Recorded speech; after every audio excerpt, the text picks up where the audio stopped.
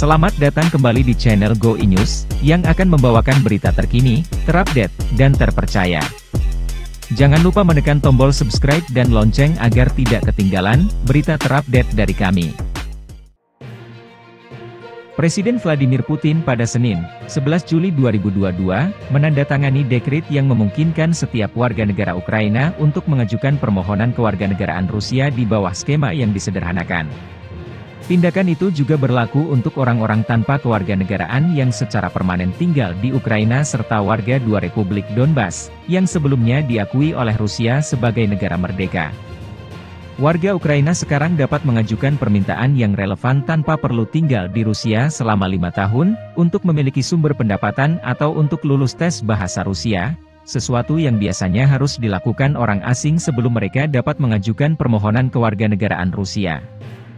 Diwartakan RT, keputusan Putin itu mengubah prosedur yang sebelumnya diperuntukkan bagi warga Republik Rakyat Donetsk dan Luhansk DPR dan LPR, serta penduduk dua wilayah Ukraina Selatan yang telah berada di bawah kendali pasukan Rusia hampir sejak dimulainya konflik antara Moskow dan Kiev. Sebelumnya pada 2019, prosedur yang disederhanakan diperkenalkan untuk orang-orang yang tinggal di wilayah yang dikendalikan oleh dua entitas Donbas, yang pada Februari diakui oleh Moskow sebagai negara berdaulat.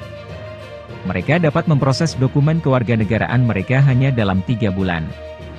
Pada Februari, 950.000 orang dilaporkan telah mengajukan aplikasi dan 770.000 diantaranya telah menjadi warga negara Rusia. Dekret Senin itu juga secara eksplisit menyatakan bahwa orang-orang yang bertugas di milisi Donbas dan otoritas penegak hukum setempat juga memenuhi syarat untuk mengajukan kewarganegaraan Rusia, dan bahwa status mereka sebagai personel militer asing tidak dapat digunakan sebagai alasan untuk menolak kewarganegaraan mereka. Pada Mei, dekret lain menambahkan penduduk wilayah Zaporozhye dan Kherson di selatan Ukraina ke dalam orang-orang yang memenuhi syarat untuk skema kewarganegaraan. Sebuah dokumen terpisah yang ditandatangani oleh Presiden pada bulan yang sama membuat anak-anak yatim piatu dari Republik Donbas dan Ukraina memenuhi syarat untuk diproses juga. Permohonan dapat diajukan atas nama mereka oleh wali atau keluarga angkat mereka. Rusia mengirim pasukan ke Ukraina pada 24 Februari, dengan alasan kegagalan Kiev untuk mengimplementasikan perjanjian Minsk, yang dirancang untuk memberi wilayah Donetsk dan Luhansk status khusus di dalam negara Ukraina.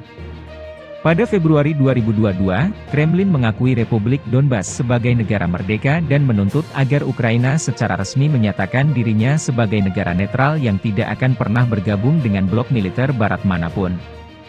Kiev menegaskan serangan Rusia benar-benar tidak beralasan. Demikian berita yang dirangkum Go News. Jangan lupa subscribe, like, share dan tombol loncengnya agar channel ini bisa lebih berkembang. Semoga bermanfaat. Kami undur diri, sampai jumpa kembali.